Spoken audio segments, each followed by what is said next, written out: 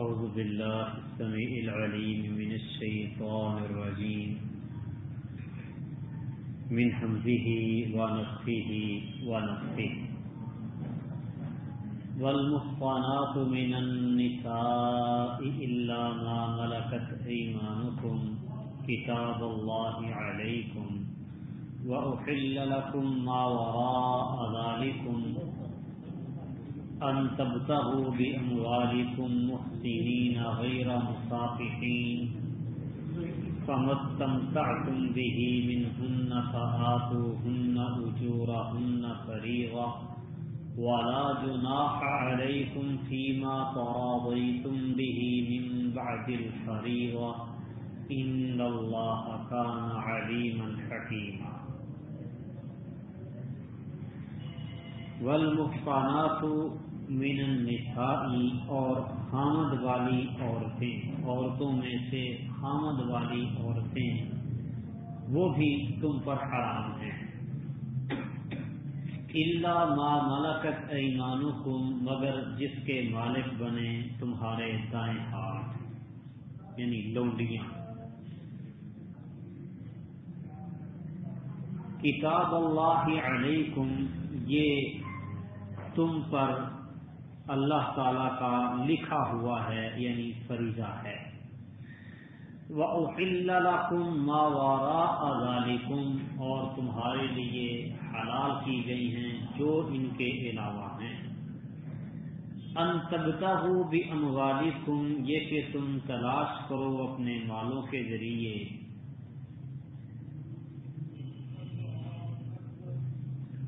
محسنین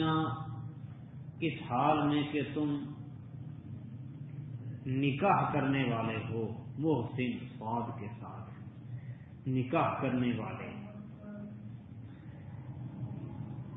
غیر مسافحین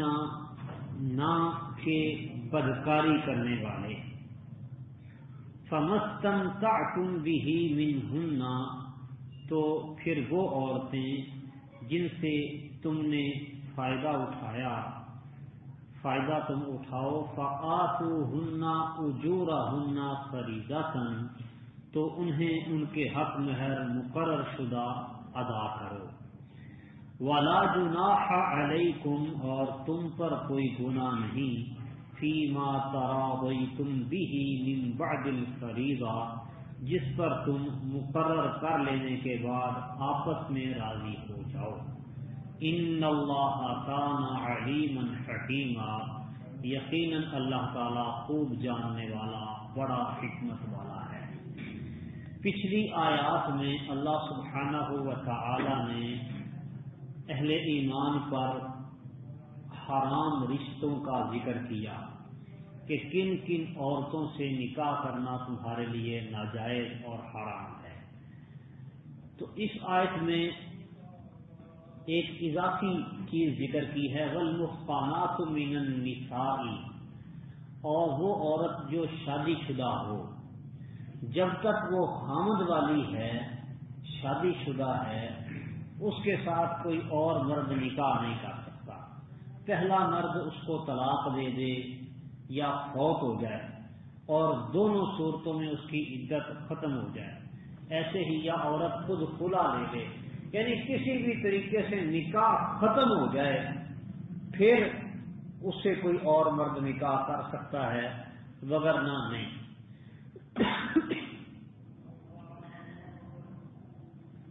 تو یہ عورت جو شادی شدہ ہے اگر لونڈی بن کر آ جائے مسلمانوں نے کافروں کے ساتھ جہاد کیا کافروں کی کچھ عورتیں گرفتار ہو گئیں مسلمانوں کے قبضے میں آ گئی لونڈیاں بن گئی اب ان میں سے کچھ عورتیں شادی شدہ بھی ہوں گی ان کے خامد موجود ہوں گے تو خامد بے شک موجود ہوں ان کے لیکن اگر وہ لونڈیاں بن کے آ گئی تو ان کا سابقہ جو نکاح ہے وہ باطل ہو گیا ختم ہو گیا الا ما ملکت ایمانکم نکاح والی نکاح شدہ عورتیں تم پر حرام ہیں الا کہ وہ تمہاری لونڈیاں بن کر آئیں اگر لونڈیاں بن کر آئیں گی تو پھر شادی شدہ ہونے کے باوجود، خامدوں والیاں ہونے کے باوجود وہ تمہارے لیے حرام نہیں ہیں بلکہ حلال ہیں۔ لونڈی کے لیے نبی کریم صلی اللہ علیہ وسلم نے استبراء رحم کی شرط لگائی ہے کہ اس سے صحبت اور جماع کرنے سے پہلے اس کا استبراء رحم ہو جائے، یعنی اگر حاملہ ہے تو وضع حمل ہو جائے۔ اگر عورت جو پکڑی گئی ہے، لونڈی بن کے آئی ہے، اگر وہ حاملہ ہے تو اس کا حمل وضع ہو جائے، پھر اس کے بعد وہ نفاس سے فارغ ہو تو اس کا مالک اس سے صحبت کر سکتا ہے، اور اگر حمل کی حالت میں نہیں تو پھر ایک حیض تک انتظار کرے۔ ایک حیض کے بعد جب وہ حیض سے فارغ ہو تو پھر اس کے ساتھ وہ جماع کرے، صحبت کرے۔ ایک عورت کو، لونڈی کو نبی کریم صلی اللہ علیہ وسلم نے دیکھا حاملہ تھی، اور فرمایا کہ اس کے مالک میں محسوس ہوتا ہے کہ اس سے صحبت بھی کرنی ہے، تو بتایا گیا کہ جی ہاں۔ فرمایا میں یہ چاہتا ہوں کہ اس پر ایسی لعنت کروں اس آدمی پر جو اس کے ساتھ اس کی قبر میں جائے، قبر تک لعنت کا اثر ہو۔ لعنت کا مطلب رحمت سے محرومی کی بد دعا۔ اور فرمایا کہ حاملہ عورتوں سے، حاملہ لونڈیوں سے جماع نہیں کرنا۔ لونڈی ہے وہ بچے کو جنم دے لے، نفاس سے فارغ ہو جائے، پھر اس کے ساتھ صحبت کرے۔ فرمایا یہ اب جو اس کے پیٹ میں بچہ ہے، اب یہ اس کا کیا کرے گا؟ یہ اس کو غلام کیسے بنائے گا؟ لونڈی کا بچہ جو سابقہ خامد سے ہو وہ غلام ہوتا ہے، اب غلام بنانا اس کے لیے حلال نہیں رہا، اس وجہ سے کہ یہ اس کے ساتھ صحبت کر بیٹھا ہے۔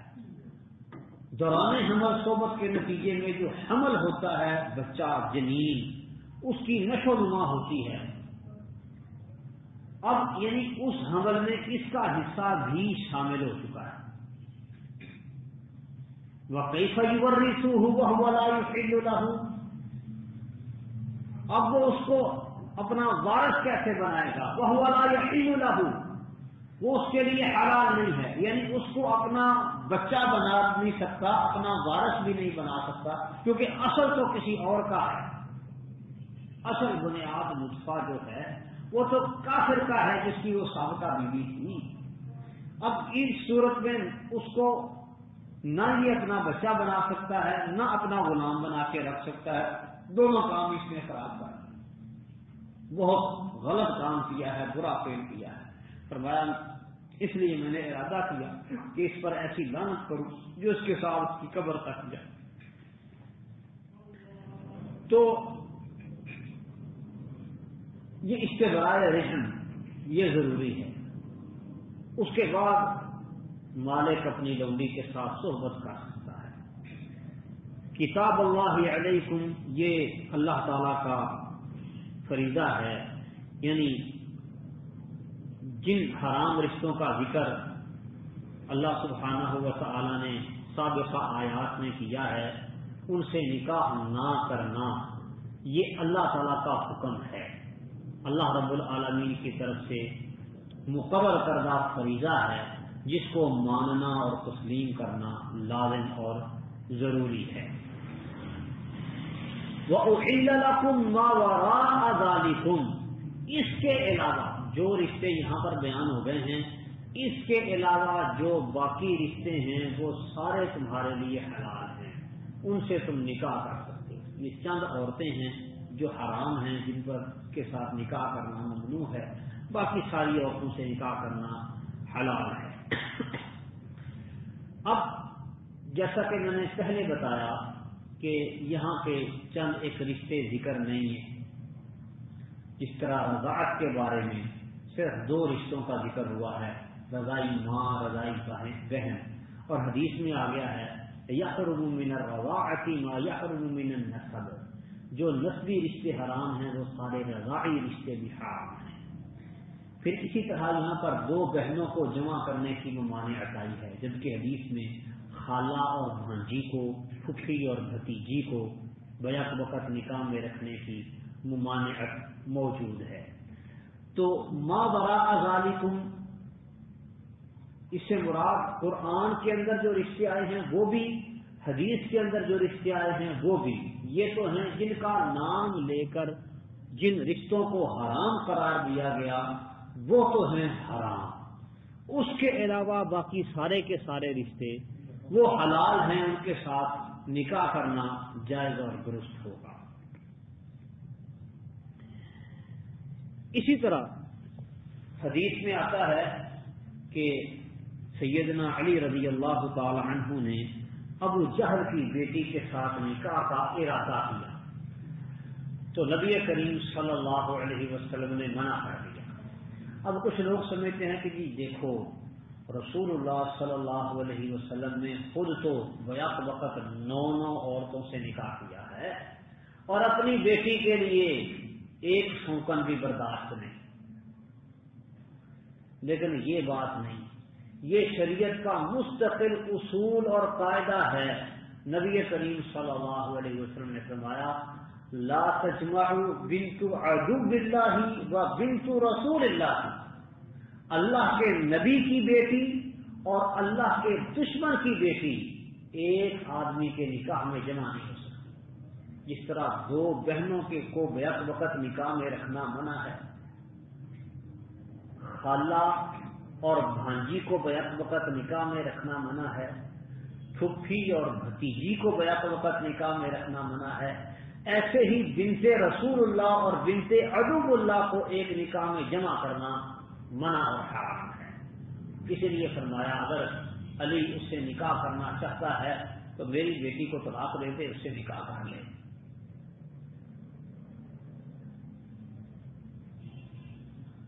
یہ بھی ایک شرعی حکم ہے، بنت رسول اللہ اور بنت عدو اللہ ایک آدمی کے نکاح میں جمع نہیں ہوگی۔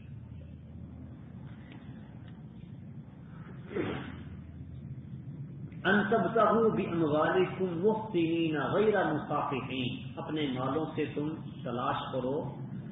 نکاح کرنے کے لیے، بدکاری کے لیے نہیں۔ یعنی نکاح کے لیے بھی بندہ خرچ کرتا ہے، حق مہر مقرر ہوتا ہے، شادی بیاہ کے خرچ اخراجات ہیں، عورت کی کفالت ہے، سارا معاملہ ہے، خرچ ہوتا ہے۔ تو اپنے مالوں کو خرچ کرنا ہے احسان کے لیے، نکاح کے لیے، غیر مسافحین، بدکاری کے لیے نہیں۔ بدکاری کرنے والے بھی اپنا پیسہ لوٹاتے ہیں، روپیہ پیسہ خرچ کرتے ہیں، چاہے وہ مستقل یارانے ہوں یا آوارہ قسم کی عورتوں کے ساتھ وہ بدکاری کریں، پیسہ وہاں پہ بھی خرچ کرتے ہیں۔ فرمایا تبتغوا باموالکم محسنین غیر مسافحین، اپنے مالوں کے ذریعے، اس کے علاوہ یہ جو حرام رشتے ہیں ان کے علاوہ باقی ساری عورتیں تمہارے لیے حلال ہیں، لیکن شرط کیا ہے؟ نکاح کرنا ہے، صفاء نہیں، بدکاری نہیں۔ فمستمتعتم به منہن، تو ان میں سے جن عورتوں سے تم فائدہ اٹھاؤ، فآتوہن اجورہن فریضہ، تو ان کو ان کے مقرر شدہ حق مہر ادا کرو۔ جو شیعہ ہیں رافضی وہ کہتے ہیں یہ آیت اصل میں تھی فمستمتعتم به منہن الی اجل مسمى، جن سے تم فائدہ اٹھاؤ ایک مقررہ مدت تک، تو ان کو ان کا حق مہر دو۔ تو اگر یہاں پر لفظ اجل مسمى مقررہ مدت ہو تو نتیجہ کیا نکلتا ہے؟ متع۔ تو وہ اپنی طرف سے یہاں پہ لفظ الی اجل مسمى منہن کے بعد اضافہ کرتے ہیں متع کو ثابت کرنے کے لیے، اور جن لوگوں کو پتہ نہیں ہے ان کے سامنے یہی آیت کھول کے رکھ دیتے ہیں فمستمتعتم به منہن فآتوہن اجورہن فریضہ، کہ جو بھی تم ان سے فائدہ اٹھاؤ تو ان کو ان کے حق مہر مقرر شدہ جو ہیں وہ ادا کرو۔ لفظ اجل مسمى یہاں پہ نہیں، وہ اپنی طرف سے داخل کر لیتے ہیں، اپنے طور پر وہ یہ سمجھتے ہیں کہ شاید یہاں پہ وہ لفظ تھا اور انہوں نے نکال دیا ہے، جو ان کا روافض کا عقیدہ اور نظریہ ہے۔ تو لفظ اجل مسمى ہو تو پھر متع والی کوئی بات بنتی ہے، وگرنہ متع یہاں سے ثابت نہیں ہوتا۔ عورت سے جو تم فائدہ اٹھاؤ اس کے لیے تم نے حق مہر جو مقرر کیا ہے وہ حق مہر اس سے کو دو۔ وَلَا جُنَاحَ عَلَيْكُمْ فِي مَا تَرَاضَيْتُمْ بِهِ مِنْ بَعْدِ الْفَرِيضَةِ، اور حق مہر مقرر کرنے کے بعد آپس میں تم راضی ہو جاؤ زیادہ دینے پر۔ مثال کے طور پہ حق مہر مقرر کیا ہے 2 لاکھ، بندہ کہتا ہے چلو میں 2 کے بجائے 4 دے دیتا ہوں، ٹھیک ہے، یا بیوی کہتی ہے کہ ٹھیک ہے 2 لاکھ حق مہر ہے وہ آپ نے مجھے دینا ہے، میں نے لے کے بھی کیا کرنا ہے، میں بھی آپ کی اور مہر بھی آپ کا، چھوڑ دیں جس بات پر راضی ہو جائیں کوئی بات نہیں۔ ان اللہ کان علیم حکیما، یقیناً اللہ تعالی خوب جاننے والا اور خوب حکمت والا ہے۔ اب اصل اصول تو یہ ہے کہ مقرر شدہ حق مہر ادا کرنا یہ لازم اور ضروری ہے، تو پھر آپس میں مل جل کے جو کمی بیشی کر لیں رضامندی کے ساتھ تو اس میں کوئی حرج نہیں، لا جناح علیہ۔ اب ہمارے ہاں صورتحال یہ ہے کہ لڑکی کو اس کے گھر والے یہ سمجھا کے بھیجتے ہیں کہ تمہیں حق مہر نہیں لینا، اور لڑکا بھی کروڑ روپیہ حق مہر مقرر کرتے ہوئے دل میں یہی نیت رکھتا ہے کہ معاف کرا لینا ہے۔ تو یہ طریقہ کار ہی غلط ہے۔ اصل میں عورت وہ خود کمائی نہیں کرتی، شریعت نے اس کے اوپر کمائی کرنے کا بوجھ نہیں ڈالا، نہ ہی کسی کی کفالت اس کے ذمہ ہے، بلکہ وہ خود مقفول ہے، اس کی کفالت کی جاتی ہے۔ تو عورت کی پراپرٹی، عورت کی جائیداد وہ کیسے بنتی ہے؟ اس کے ماں باپ کی طرف سے اس کو تحفے تحائف، ماں باپ کی طرف سے ترکہ وراثت، خامد کی طرف سے حق مہر، اولاد کی وراثت، خامد کی طرف سے تحفے تحائف، اولاد کی طرف سے عطیات، یہ چیزیں مل ملا کے اس عورت کی پراپرٹی بناتے ہیں۔ تو اب جو ذرائع ہیں عورت کی پراپرٹی کے، عورت کی جائیداد کے، انہی کو آپ مسدود کر کے رکھ دیں تو یہ کام غلط ہے۔ ہمارے معاشرے نے ایسے کیا، وراثت میں سے بھی عورت کو حصہ نہیں دینا، بہنوں کو محروم کر دینا، اور حق مہر ہے وہ بھی عورت کو نہیں دینا، کوشش کرنی ہے کہ اللہ کر کے نہ ہی دینا پڑے، اور جو کوئی سونا چاندی ڈال دیا وہ بھی مرد نے کچھ ہی عرصے بعد کہنا ہے جی اب کاروبار کی ضرورت ہے اور اب فلاں ہے اور یہ اور وہ، چونکہ چنانچہ لہذا اب صورت حال یہی نکلتا ہے کہ بس یہ بیچ دو، بیچ کر زیور، یعنی جو بھی پراپرٹی عورت کی وہ سارے کے ساری چھٹی ختم۔ یہ ہمارے معاشرے نے کیا ہوا ہے۔ نتیجہ کیا ہے؟ عورت بیچاری بالکل بے کس، لاچار، بے یار و مددگار۔ حالانکہ یہ کام غلط ہے۔ یہ طریقہ کار ہے کہ عورت کو اس کا جو حصہ وراثت میں سے ہے وہ دے دو، پورے کا پورا، اس کے نام لگوا دو، پھر دیکھتے ہیں وہ تمہیں دیتی ہے، معاف کرتی ہے کہ نہیں۔ اور پھر عورت کا اپنا حق بس اور اختیار تو ہے ہی نہیں اسے چھوڑنے کا، کیوں؟ اس کے وارث ہیں، خامد اس کا وارث ہے، اولاد اس کی وارث ہے، وہ خود تو دے نہیں سکتی۔ پیچھے پڑھ کے آئے نا، زیادہ سے زیادہ 1/3 اپنی کل جائیداد میں سے 1/3 وہ ہبہ کر سکتی ہے، صدقہ کر سکتی ہے، عطیہ تحفہ تن دے سکتی ہے۔ اس سے زیادہ کی وہ تصرف کرنے کا اختیار ہی نہیں، نہ مرد کو نہ عورت کو۔ تو کیا جی اتنی زمین تھی وہ بھائیوں کو بخش دی، اور بھائی بھی شرم نہیں کرتے، بالکل بے حیا اور بے غیرت ہو جاتے ہیں کہ بہنوں سے لے رہے ہیں، بہنوں کو دیا جاتا ہے کہ ان سے لیا جاتا ہے، وہ ساری مشرقی روایات بھول جاتے ہیں جب باری آتی ہے حق مہر کی یا جائیداد کی کر کے، پھر سارا کچھ بھول جاتے ہیں۔ اور یہ جو مال ہے، مال یہ عورت کی اہمیت بناتا ہے۔ ایک عورت آئی نبی کریم صلی اللہ علیہ وسلم کے پاس، کہتی ہے کہ میری بیٹیوں کا باپ یعنی میرا خامد فوت ہو گیا ہے، اور ان کے چچا نے ان کی ساری میراث جو ہے ترکا اس پہ قبضہ کر کے بیٹھ گیا ہے، اور یہ میری دو بیٹیاں لا تنکحن ہیں، ان کا نکاح نہیں ہوگا اگر ان کے پاس مال نہ ہوا۔ یعنی اس وقت نبی کریم صلی اللہ علیہ وسلم کے دور میں، آپ کے زمانے میں بھی مال کی اہمیت تھی عورت کے لیے۔ اسی طرح نبی صلی اللہ علیہ وسلم فرماتے ہیں عورت سے 4 وجوہات کی بنا پر نکاح کیا جاتا ہے، اس کے حسن و جمال کی وجہ سے، اس کے حسب و نسب کی وجہ سے، خاندان اونچا ہے،